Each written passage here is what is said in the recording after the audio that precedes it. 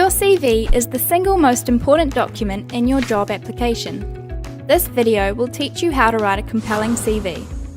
One thing is certain, there is no such thing as the perfect CV. That's because the contents of the ideal CV are determined by the position and the person who is applying. Employers use the information in your CV to decide how suitable you are for the position. That means you should tailor the information in your CV to each position you apply for. Start by asking yourself this question: what do I want the employer to think of me after reading my CV? Once you know that, you'll know what to include, remove, or emphasize. This video was created for the Dutch job market. If you'll be applying for jobs in other countries, you should research the rules surrounding job applications there. Here's an example CV belonging to Lisa Hansen. We'll be going through this CV to discuss what information you should present in each section. The first section should contain your personal information, such as your date of birth and contact details. Whether you should include a picture of yourself depends on the position you're applying for and the company offering it. Just make sure you look professional in your photo. The second section is your personal profile.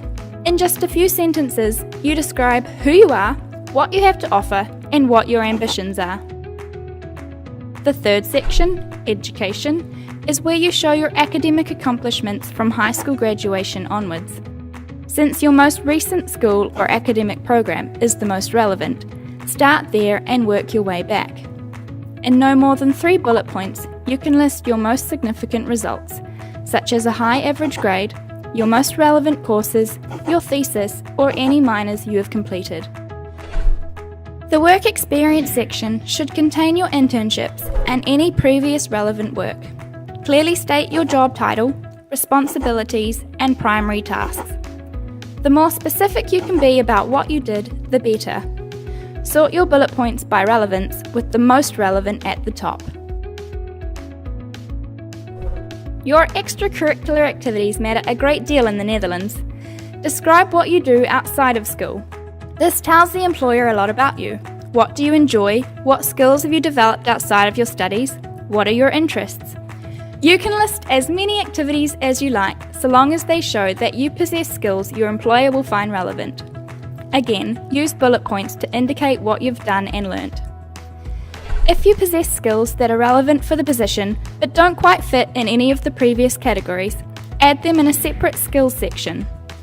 You can include anything you're good at or know a lot about. Include things like a second language, training programs you've completed, software you know how to use, and any specialist or unusual skills. Keep in mind whether a given skill has any significance to the position you're applying for. The final section, interests and additional information, is an opportunity for you to provide some personal background to help the employer understand what kind of person you are. Consider carefully what you choose to share. The best visual design for your CV depends on what industry you're in. The decision whether to put your CV in the yes or the no pile is usually made in the first 30 seconds. That's why you should bear 2 things in mind.